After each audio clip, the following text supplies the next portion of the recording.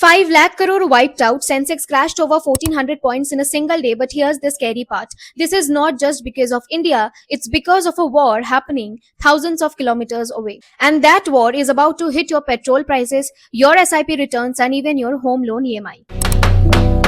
Right now, the world is witnessing a major geopolitical escalation involving the US, Israel, and Iran. And this is not just another conflict. This war has already entered its fourth week, and it has triggered one of the biggest global economic risks in the recent years. The biggest problem? A tiny water route called the Strait of Hormuz, through which around 20% of the world's oil supply flows, and right now this route is almost shut. When oil stops flowing, everything starts breaking. Because oil is not just petrol, it impacts transportation, food prices, electricity, manufacturing, and guess what? Oil prices have already crossed $110 per barrel, touching even higher levels during panic spikes. Historically, whenever oil spikes like this, recession follows. In fact, 4 out of 5 major oil shocks since the 1970s led to recession. So yes, this is serious. Let's talk about the stock market right now. Global markets are already reacting. European markets hits a 4-month low. US markets have fallen for 4 consecutive weeks. Nasdaq and Dow Jones are nearing correction territory. Why? Because investors are scared of inflation, interest rates hike, slower global growth, and the biggest fear, a long war. Now let's bring this home. India is one of the largest oil importers in the world. So when oil prices rises, India suffers directly. And we are already seeing the impact. Just before 2 days, Sensex crashed 1400 plus points, 5 lakh crores wealth destroyed in one day. Nifty, mid-cap and small-cap indices down by 8 to 9% in just 1 week. Sectors getting hit hardest are banking, auto, oil and gas. Reality, even foreign investors are pulling money out.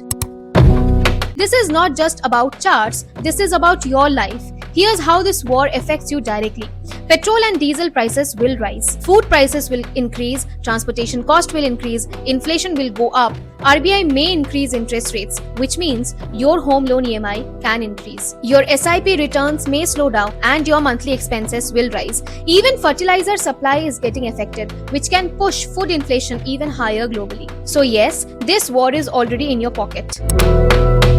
But here's the interesting part. Markets are still not fully panicking. Experts believe investors are assuming this war will end quickly. But if that assumption is wrong, we could see oil at $120, $130, global slowdown, bigger stock market crash. Even JP Morgan has warned that markets are underestimating the risks right now. Basically, the real storm might still be coming. So what should you do as an investor? Simple rule. Don't panic sell.